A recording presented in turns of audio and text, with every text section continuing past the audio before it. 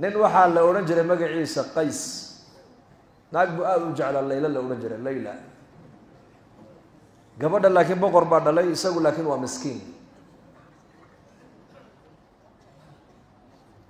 boqorkii baa inantiisii ku yidhi aabbo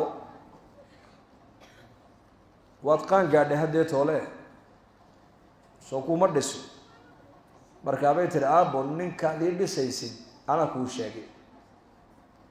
markaas waa ninkee qays baan jecelahay tiri qayskee askartii iyo ciidankii qays ma taqaan mar waa mid miskiin oo magaalada dawarsada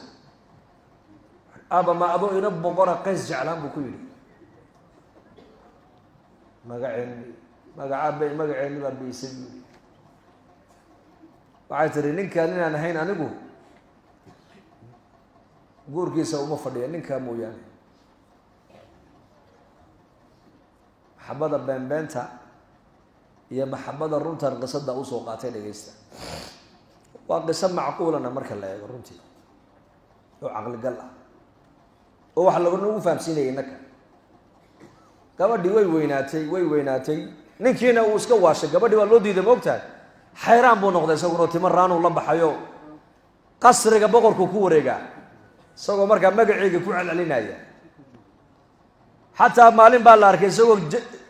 gidaarkii dhudhunkanaya darbigii markaasaa dadkii ku yidhaha warqaysow darbiga maxaad la dhunkano cuni darbigana gidaarkan aan dhunkanaayo sii jeedkiisa laylaa ku ciyaaraysoo fadhida buu yidhi waa cajiib soo ma haddana maalin kalea la arkay ay isagoo dhudhunkanaya war ayganaad dhunkanaysana muxuu yahay waaladiima ay bay kula gashay wuxuu hi aqalka layla ay ku jirtu ka soo baxay buu yidhi dhegaysta tu soo socotaa ka cajo badan gabadhii boqorkii si walba markuu dhinac walba u kaga keenay wiilashii ay dhaleen madaxdu iska diiday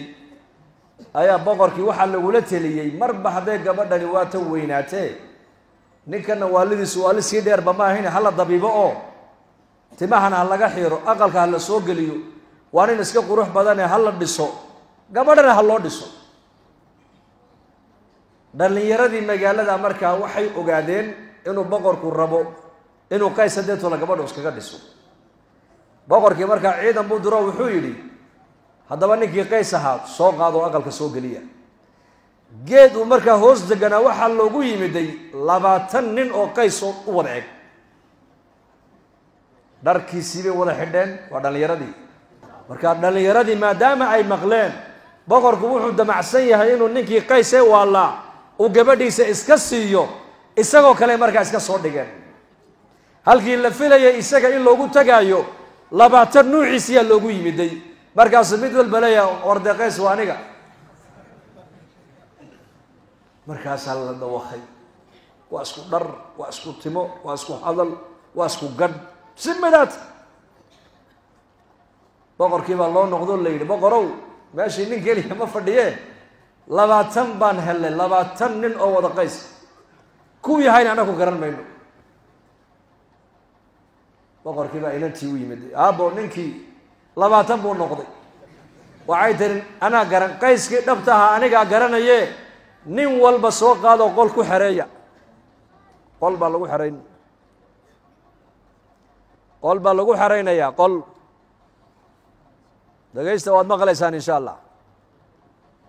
markaasaa nin walba qolkaa lagu xereeya waxaa loo geynayaa nin xoog le oo seef wata ayaa loo geynayaa markaasaa su-aal baa la weydiin oo laleeyahay ma qays baa tahay markaasuu leeyahy ha qays baan ahay anaa qaysa waxa kale waa beenaalayaal markaasuu leeyahay haddaad qays tahay oo layla aad jeceshahay waxay kaa tiri jidhkaaga badh ii soo goo bal aamusa waad qososheene kii horreeyaa loo yimid ma qays baa tahay ha qays baan ahay le 2 ninoo xoogla loo keeno seef wadata ma ogtahay oo askara waana aqalkii boqorka waa la soo xereeyay lama baxsan karo ma qays baa tahay ha gabadhii waxay ku tiri haddaad qayskii dhabta aad tahay jidhkaaga badh ii soo goo bay ku tidhiye halkeenu goynaa noo dhiib ha goyne markaasuu yidhi war qaysna ma hiye haddaan idsii daayo albaabkaabuu ka baxay وصل يا حبيبي midba mar sidii loogu imanayo mid walba uu lahaa war qaysna ma ihi adeer isii daayay ilaahay dad taqaanaan oo halkaa uga baxayay ayaa isagii dhabta ahaa baa la dul yimid oo la dul taagay waa qays baa tahay markaasuu yidhi insha allah ha anigaa qays kuwa kalena wallaahi waxay yihiin garan maayo meesha un bay igu yimaadeen oo gabadha waad jeceshahay ha waan jecelahay iyadna way jeceshahay dee waxay kaa tiri jirhkaaga bar ii soo goo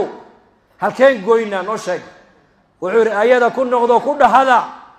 halkee baad jecesha oo kuu soo gooyaa ka dhahada buu yidhi markaa bay tiri qayskii dhabta waa kaa ii soo saara bay tiri